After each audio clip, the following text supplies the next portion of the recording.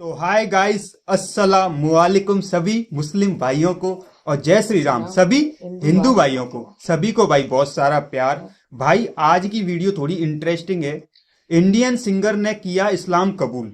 समझ रहे हैं? इंडियन सिंगर हैं जिन्होंने इस्लाम कबूल किया है। मम्मी, आजकल इस्लाम की तरफ ऐसे लोग क्यों खिंच रहे हैं, क्यों बढ़ते जा रहे हैं इस्लाम की तरफ? तो आप इस, कुछ बोल सकती हैं इस तो बारे में? इस्लाम मैंने पसंद होगा जैसे है कि तू पसंद है इस्लाम। देखो, मुझे तो है। अच्छा लगता है, पर फिर भी बहुत लोग हैं ना हाँ तो इस दुनिया में जो कि बोलते हैं ना, और कोई मजहब या धर्म की तरफ नहीं खिंच रहे हैं भाई इस्लाम। बहुत लोग हैं तो जैसे भैया। हाँ, मेरे जैसे तो हैं, हाँ क्योंकि बोलते हैं ना जो चीजें अच्छी हैं इस्लाम में, कुछ चीजें तो अच्छी होंगी, कुछ ऐसी चीजें होंगी जो सबसे हटके हैं, जैसे ऐसा भी तो हो सकता है। सब लोग तो उसे मना करते हैं फिर भी तो तू इस्लाम कबूल करता है ना।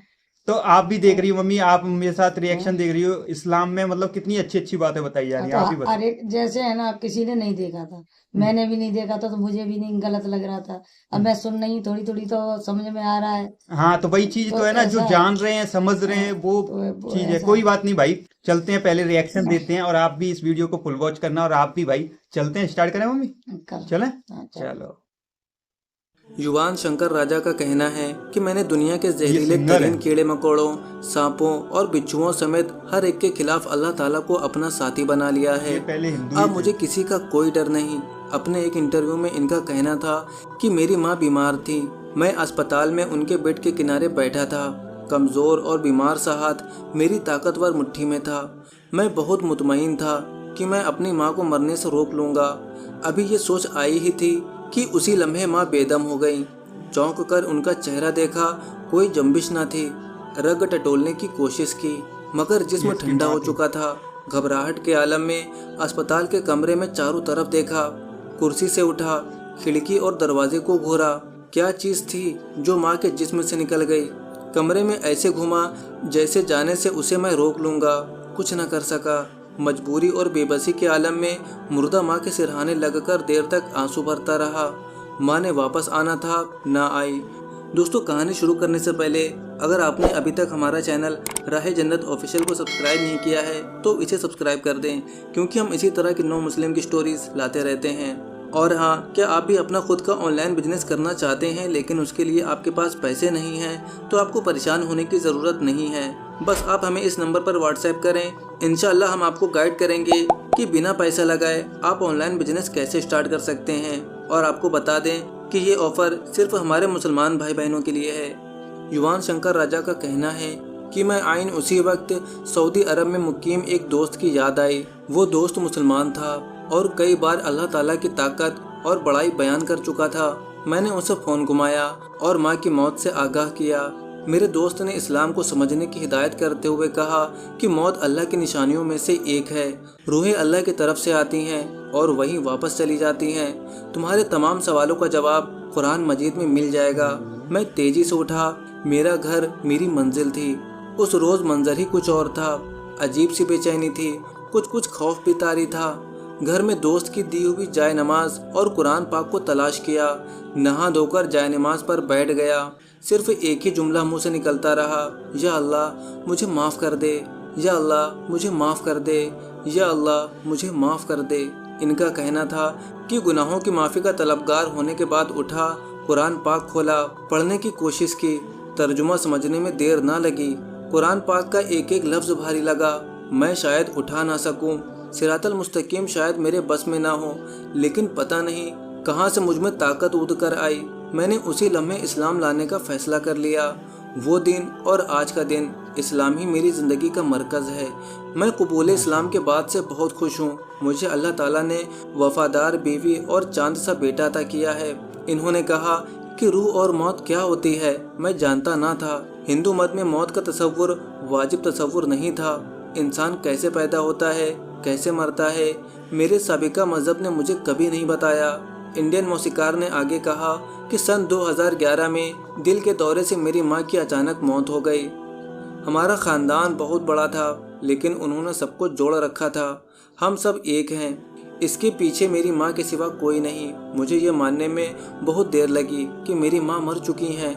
मैं कई बरस तक उन्हें अपने पास ही महसूस करता रहा।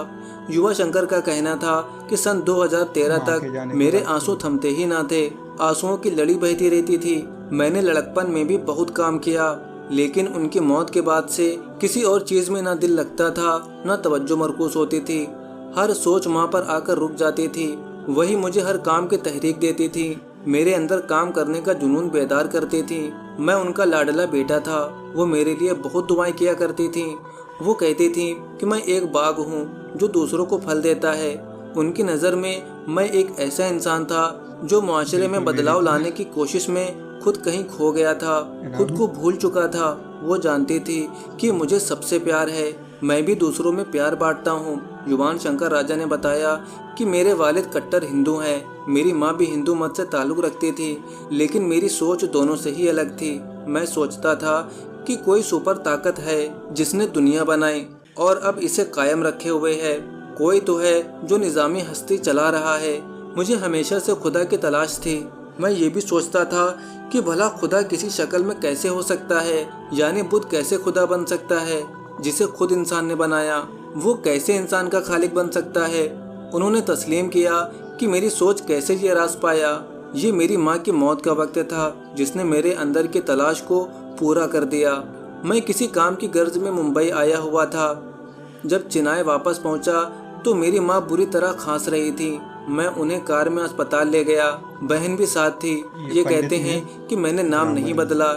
हिंदू नाम से बेचैनी हो रही है। मैं अपना जल्द ही नाम बदल लूँगा, क्योंकि फौरी तब्दीली से शरीयत का मसला खड़ा हो सकता है। इन्होंने 31 अगस्त 1979 को चेन्नई के अमीर ब्राह्मण घराने में आँख खोली।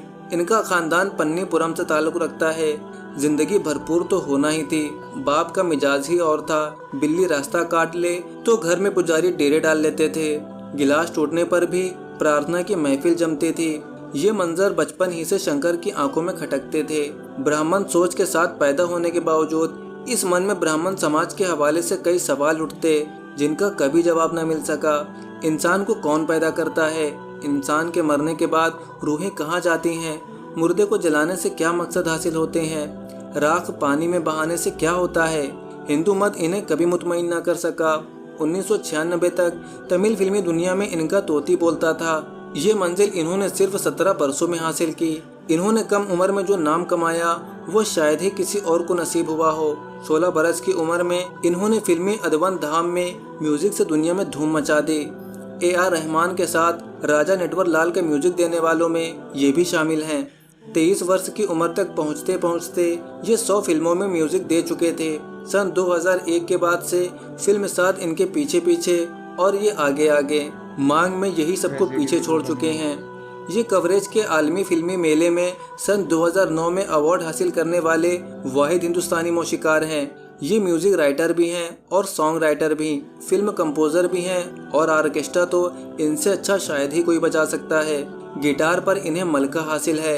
ये रिकॉर्ड प्रोड्यूसर भी बेमिसाल हैं और फिल्म प्रोड्यूसर में भी इनका सानी नहीं। रिवायती तमिल मौसीकी और शायरी को जब नुसरत फतेह अली खान के स्टाइल में मगरबी अंदाज में शाकिब के सामने रखता है तो मौसीकी और शायरी फिल्म की कामयाबी की जमानत बन जाती है। ये नौजवानी में तमिल फिल्मों में रिमिक्सिंग का बानी बन बैठा। सिर्फ 34 साल की उम्र में इन्होंने तमिल फिल्मों के 2 सबसे बड़े इनामात कई मरतबा अपने नाम किए। 2 फिल्म फेयर अवार्ड और 4 वाजे अवार्ड हासिल करने वाला ये वाहिद मुंशिकार है। अपने माया नाज काम की वजह से ये यूथ एकॉन के क्लब से भी पहचाना जाता है। राजा ने पहली शादी अपनी फैन सजाया चंद्रन से 25 बरस की उम्र में की। सजाया खुद भी मौसीकार थी और लंदन में मुकीम थी। लंदन में दोनों सन 2002 में एक शो में मिले और फिर वो एक दूसरे की पसंद बन गए। एक खुफिया शादी का ऐलान इन्होंने 21 मार्च सन 2005 को चेन्नई के मयार हाल में शादी के तकरीब में मुनक्किद करके किया। दोस्ती 3 साल चली, लेकिन शादी सिर्फ 3 माह चली। अलहदगी की वजह नाकाबिले इस्लाह इख्तलाफात बताई गई। दूसरी शादी 30 वर्ष की उम्र में शिल्पा से की।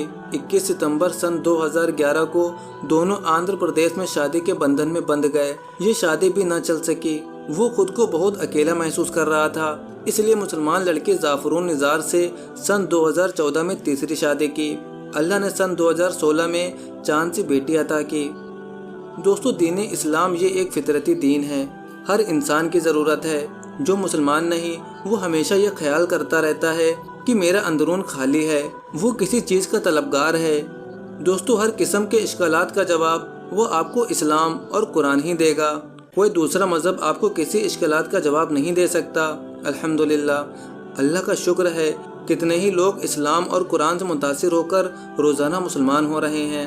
अल्लाह से दुआ है कि अल्लाह ताला इस्लाम को तक़वियत और गलबा दे और हम मुसलमानों को सही मायने में मुसलमान बनाए। आमीन। आमीन का मतलब जानती हो मम्मी? एक बात तो है कि इस्लाम, इस कहानी से जो मैंने पढ़ा और देखा ना मम्मी, इससे मैं थोड़ा सा रिलेट कर रहा था। पता है क्यों? ये भी भाई पंडित ही है, समझ रहे हो? तो मेरे को ऐसा लग रहा था ये मेरी कहानी चल रही है। तुम देख रही हो, अब बहुत सारे लोग बोलेंगे कि पैसे की कमी, कितने पैसे मिले तुम्हें इस्लाम में आने के, कितने पैसे दिए सामने वाले ने? भाई इस पे तो कोई पैसे की कमी नहीं थी ना, फिर भी इस्लाम कबूल किया। ये बोलते ना, बहुत सारे लोग ताना मारने के लिए बोल देते हैं मम्मी कि पैसा मिला होगा इस्लाम में आने के लिए। नहीं भाई, दिल चाहिए होता है। बोलते ना, अल्लाह जिसको बुलाना चाहता है जिसे बुला लेता है ना मम्मी? कैसी लगी वीडियो आपको? कुछ अच्छी है। कुछ सीखने समझने मिला? हाँ, मिल रहा है, थोड़ा थोड़ा आ रहा समझ में। आ रहा है थोड़ा थोड़ा? पूरा पूरा भी आएगा? तुम ऐसे ही रिएक्शन देते जाओ मेरे साथ, पूरा पूरा समझ में आ जाएगा। आजकल मैं वीडियो कोई वैसी ला ही नहीं रहा हूँ, कोई समझाने वाली वीडियो ला रहा हूँ जो इस्लाम से रिलेट करती है ज्यादातर, भाई समझ रहे हैं? तो आई होप आपको भी वीडियो अच्छी लगी हो। सभी मुस्लिम भाइयों को, सभी हिंदू भाइयों को चैनल को सब्सक्राइब करो, बेल आइकन वगैरह दबाओ। अस्सलाम वालेकुम, चलता हूँ भाई। जय हिंद, जय भारत।